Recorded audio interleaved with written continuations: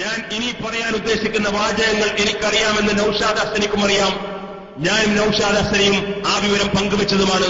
ബൈലക്സിലൂടെ ഒരുപക്ഷെ AP വിഭാഗത്തിന്റെ നേതാക്കൾ പോലും ഇത് കേട്ടുകൊണ്ടിരിക്കുന്നു എന്ന ബോധത്തോടുകൂടി ഞാൻ പറയുന്നു. അന്ന് രാത്രി കോഴിക്കോട്ടെ ഒരു പ്രത്യേക കേന്ദ്രത്തിലേക്ക് നൌഷാദ് ഹസനെ കൊണ്ടുപോയി അവിടെ വെച്ചുകൊണ്ട് അദ്ദേഹത്തെ ഒരു വെള്ളം കുടിപ്പിച്ചു.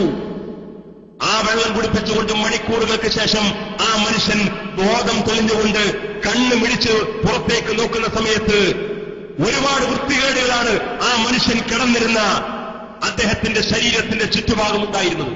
അത്രേ ഞാനിപ്പോ പറയുന്നുള്ളൂ. നിഷേധിക്കുകയാണെങ്കിൽ തെളിവടക്കം ഞാൻ പറയും. ബോധം തെളിഞ്ഞ് ഉണർന്നെണീക്കുന്ന നൌഷാദ് ഹസനിയുടെ അദ്ദേഹം കിടന്നിരുന്ന കട്ടിലിന്റെ ചുറ്റുഭാഗത്തും ഒട്ടേറെ വൃത്തികേടുകളാണ് ആ മനുഷ്യൻ കണ്ടത്. ആ വൃത്തികേടുകൾ മുഴുവൻ കണ്ടപ്പോ ആ നൌഷാദ് ഹസനിയെ ഡ്രസ്സ് ധരിപ്പിച്ചുകൊണ്ട് കാറിൽ കയറ്റിയിട്ട് അദ്ദേഹത്തെ കോട്ടക്കലേക്ക് കൊണ്ടുവന്നു.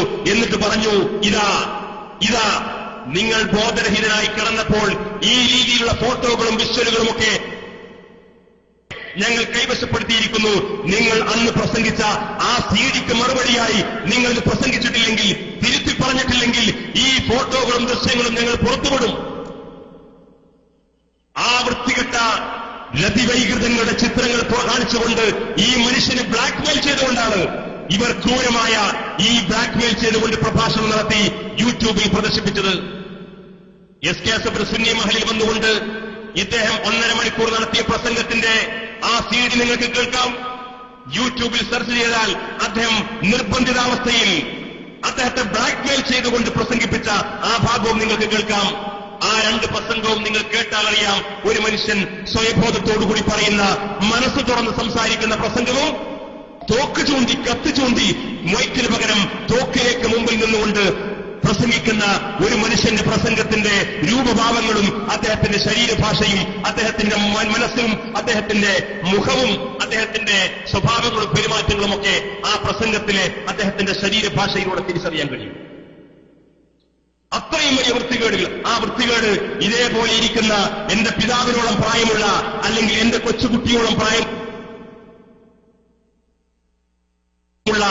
അത്തരത്തിലുള്ള പ്രാടിച്ചു കൂട്ടിയത് ഈ മനുഷ്യനെ ബോധരഹിതനാക്കിക്കൊണ്ട്, എന്നിട്ട് അതിന്റെ ദൃശ്യങ്ങൾ പകർത്തിയെടുത്തുകൊണ്ട് അതിന്റെ ദൃശ്യങ്ങൾ കാണിച്ചു കൊടുത്തുകൊണ്ട്, നീ ഈ പ്രസംഗത്തിന് മറുപടി പറഞ്ഞില്ലെങ്കിൽ നീ ഇനി മേലിൽ അവരുടെ വേദിയിൽ കയറിയാൽ ഇത് ഞങ്ങൾ പ്രദർശിപ്പിക്കും, ഇത് ഞങ്ങൾ പുറത്തുവിടും, അതോടുകൂടി നിനക്ക് ഈ തലപ്പാവും താടിയും വെച്ചുകൊണ്ട് ഇനി ജനങ്ങൾക്കിടയിൽ ഇറങ്ങാൻ കഴിയില്ല എന്ന് പറഞ്ഞുകൊണ്ട് ഈ മനുഷ്യനെ ബ്ലാക്ക്മെയിൽ ചെയ്തുകൊണ്ട് പ്രവർത്തിച്ച ഈ വിഭാഗം.